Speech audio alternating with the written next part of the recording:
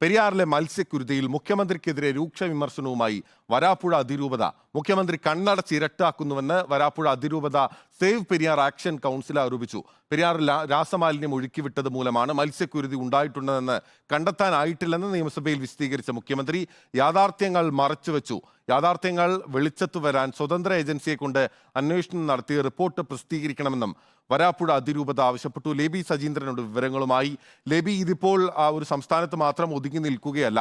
ദേശീയ ഹരിത ട്രൈബ്യൂണൽ ഉൾപ്പെടെ ഈ വിഷയത്തിൽ ഇടപെടുകയും ഹൈക്കോടതിയുടെ ഉൾപ്പെടെ ഇടപെടൽ ഈ വിഷയത്തിൽ വരികയും ചെയ്തിട്ടും മലിനീകരണ നിയന്ത്രണ ബോർഡ് എന്ന് പറയുന്ന സംസ്ഥാന സർക്കാരിന്റെ ഏജൻസി ഇപ്പോഴും അവിടെ ഓക്സിജൻ കുറഞ്ഞത് മാത്രമാണ് മരണകാരണം, പെരിയാർ അത്ര കണ്ട് ശുദ്ധമാണ് എന്ന നിലപാടിൽ ഉറച്ചു നിൽക്കുകയാണ്.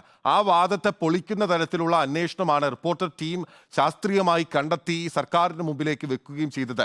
ഇതുൾപ്പെടെയുള്ള സാഹചര്യങ്ങളിൽ എന്തൊക്കെയാണ് ഇന്ന് സഭ വരാപ്പുഴ അതിരൂപത മുന്നോട്ട് വെക്കുന്ന വിമർശനങ്ങൾ?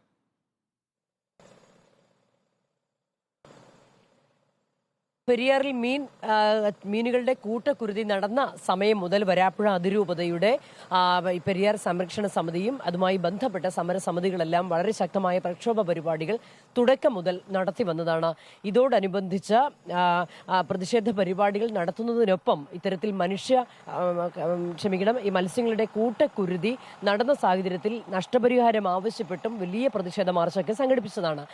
ഈ സാഹചര്യത്തിലാണ് നിയമസഭയിൽ ഈ സംഭവങ്ങളോട് ബന്ധമില്ലാത്ത രീതിയിൽ മുഖ്യമന്ത്രി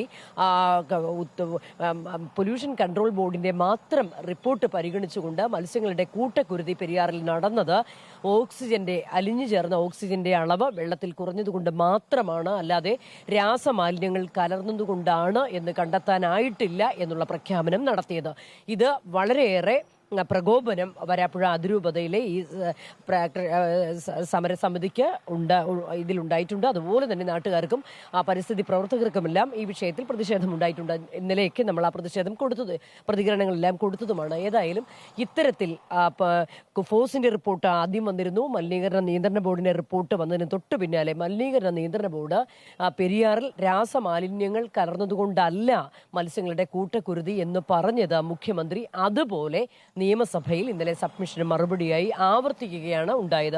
ഇതാണ് സ്വാഭാവികമായും ഇപ്പോൾ ഇതുമായി ബന്ധപ്പെട്ട് നിൽക്കുന്ന വരാപ്പുഴ അതിരൂപതയ്ക്ക് കീഴിൽ നിൽക്കുന്ന ഒരുപാട് പേർ ഈ ഭാഗത്ത് മത്സ്യബന്ധനം നടത്തുന്നവരാണ്. ഈ മത്സ്യ കർഷകരെയൊക്കെ നേരിട്ട് ബാധിച്ച സംഭവമാണ് മത്സ്യങ്ങളുടെ കൂട്ടക്കുരുതി. അതുകൊണ്ട് തന്നെയാണ് സഭ ഈ വിഷയത്തിൽ വളരെ ഗൗരവമായി ഇടപെടുന്നതും പ്രക്ഷോഭ പരിപാടികൾക്ക് രൂപം കൊടുത്തുകൊണ്ട് ശക്തമായ പ്രതികരണങ്ങൾ നടത്തുന്നതും. ബിനിൽ, ഓക്കെ, വ്യക്തമാണ്. ലേബി സജീന്ദ്രനാണ് വിവരങ്ങൾ നൽകിയത്. മലിനീകരണ നിയന്ത്രണ ബോർഡിനെ മാത്രം ആശ്രയിച്ചുകൊണ്ടാണ് മുഖ്യമന്ത്രി നിയമസഭയിൽ ഉൾപ്പെടെ മറുപടി പറഞ്ഞത് എന്ന് വ്യക്തമായ സാഹചര്യത്തിലാണ് വരാപ്പുഴ അതിരൂപത ഉൾപ്പെടെ ഇപ്പോൾ മുഖ്യമന്ത്രിക്കും സർക്കാരിനുമെതിരെ രംഗത്തെത്തിയിരിക്കുന്നത്. ലേബിയാണ് വിവരങ്ങൾ നൽകിക്കൊണ്ടിരിക്കുന്നത്.